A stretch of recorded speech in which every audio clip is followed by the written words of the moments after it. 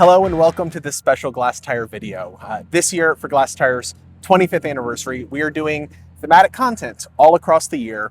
And right now in July, our theme is museums and cultural pillars in the institutions that shape Texas's art scene.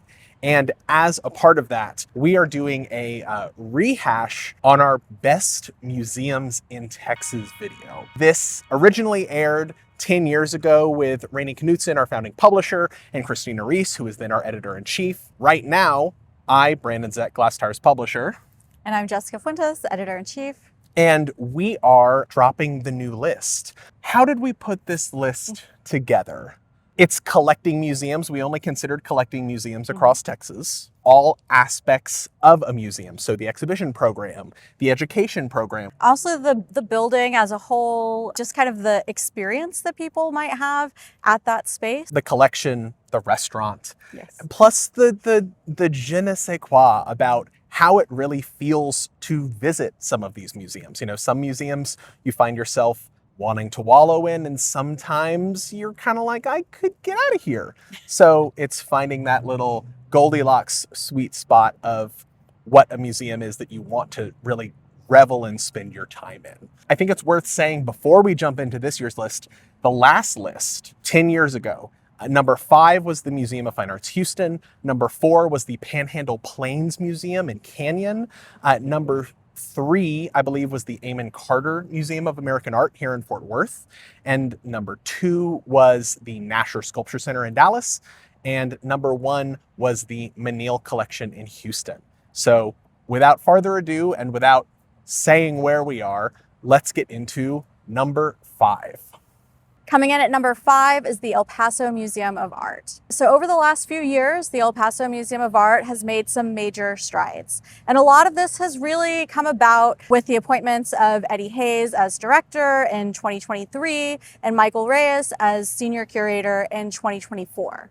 With these two at the helm, EPMA is focusing on local and regional talent through acquisitions and exhibitions. And to complement this, the museum has presented significant traveling exhibitions like the 2025 Judith Hernandez show, which originated at the Cheech Marin Center for Chicano Art and Culture in Riverside, California. And there is A Woman in Every Color, Black Women in Art from the Bowdoin College Museum of Art.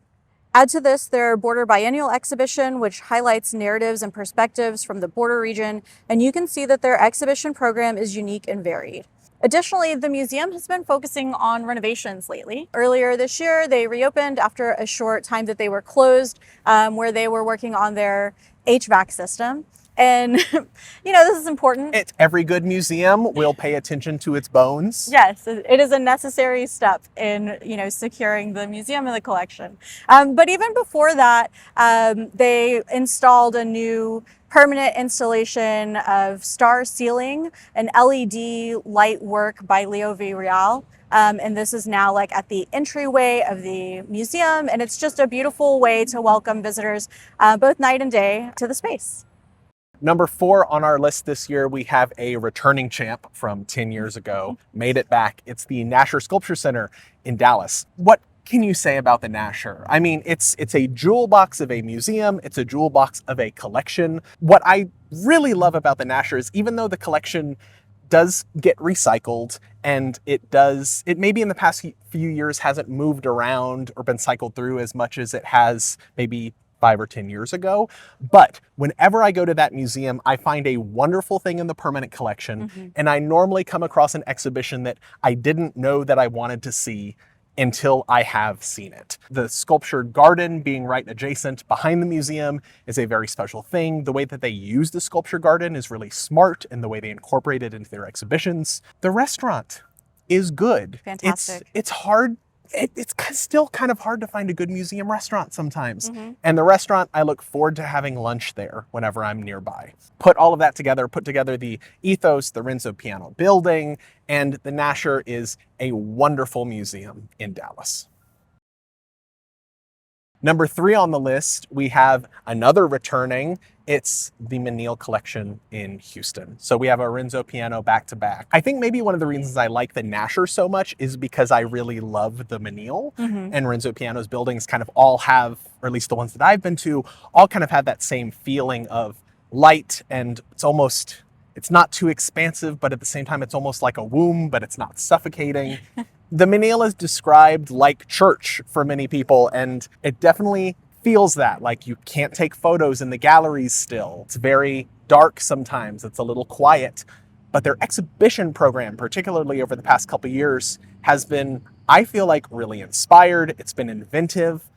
They've included Houston and Texas artists in a really great way. They've given some of those artists solo shows in the little jewel box galleries at the Menil, which is something that hasn't happened for a little while, or at least not as consistently as this. Plus, similar to the Nasher, whenever they do a permanent collection reinstall, which is roughly once a year, and they tend to cycle things through outside of that, I always kind of find it really inspired. They've gotten away from telling the traditional art historical narratives that are maybe a little stodgy and a little expected to the pairing of interesting things, which is kind of the Menil's whole origin ethos under Dominique de Menil and Walter Hopps. So I've been really happy visiting the Menil. It brings me joy whenever I go, and that's one of the reasons for us that it's number 3.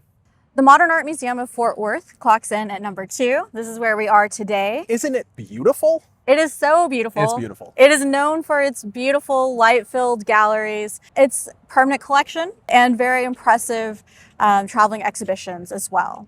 Currently, the Modern is hosting Richard Johnson, A Poem for Deep Thinkers, organized by the Guggenheim. And last year, the museum was the only U.S. venue for the Major Jenny Saville retrospective. But the Modern is also known for organizing significant exhibitions like Diaries of Home, the recent Alex DeCourt exhibition, Surrealism in Us, I'll Be Your Mirror, and Women Painting Women. Beyond the exhibitions, the museum presents a slew of beloved programs like artist talks, film series, and workshops for teens and children, and they're drawing from the collection program. Of course, the Modern Cafe is also a favorite. Yeah, I mean, to pull up a chair, sit at a table, watch the water, see people wandering through these open bays of galleries, like, what is not to love? And we should note that also the Modern is about to go into a little bit of a hibernation period. So it's going to, this list is the museums as they are right now. So I'm going to be fascinated to see over the next 2 years, when the Modern is mostly doing permanent collection reinstalls, how they emerge out of that, what kind of exhibitions they're doing, and kind of new or revised or revamped, or maybe even just thought put into trajectory that's coming down the pike. And finally on our list, number 1, it's the Museum of Fine Arts Houston. The Museum of Fine Arts Houston, the comeback museum on this list, number 5 last time, number 1 this time. In my opinion, the opening of the Nancy and Rich Kinder building, the new building for modern and contemporary art, which I guess isn't so new at this point, but it's been open for 6 years, has done a lot for this bump up, for this ranking, in my opinion. I've been really jazzed to see the installations and kind of temporary permanent collection exhibitions that have been cycling through this building. They've been able to have space and time and energy to pull more photography out of storage, to pull more works on paper out of storage, to pull more contemporary artworks out of storage that I think many of us in Houston didn't know that this museum had. And I mean, to top that off, the museum does do interesting shows. Lately, they've been co-organizing some exhibitions like the Fauvism show, which was recently at the museum, or the Tamara de Lampica show, which was at the museum. Things that maybe aren't blockbusters in a traditional sense, but are thoughtfully curated, smaller presentations of almost kind of niche things. Which I would love to see the museum continue to do that and to do more of those. The new building comes with a new cafe and with a new Michelin-starred restaurant that I have not yet been to, but it's really focused on the whole experience recently as a museum, as a destination for people to visit. And I think for me, with the MFAH being an encyclopedic museum and just being so wide-ranging with multiple buildings and multiple exhibitions and collections, I feel like there's something for everyone. You can go to that museum and spend a lot of time or a little time and find something that you're really excited about. Plus, I mean, you know, while imperfect, the tunnels connecting all the buildings provide cool experiences. There's, for any of you uninitiated, there are tunnels connecting all 3 of the museum's main buildings underground. There really is always something to see. I've been impressed, and I don't say that lightly. That is our new best museums in Texas list. Let us know if you agree. Let us know if you disagree. Of course, there's a ton of wonderful places that didn't make the top 5 in our opinion, but that we, I would say, no doubt equally love. Yes, of course. Just as much as, and we're not just saying that like genuinely, like Yeah. some of the institutions that didn't make it, it really kind of broke our hearts to not put it in it. That said, we appreciate you watching. I imagine we'll maybe update this in another 10 years. So be on the lookout in 2036 for the next one of these. And until then, visit your local museum and go see some art. Go see some art.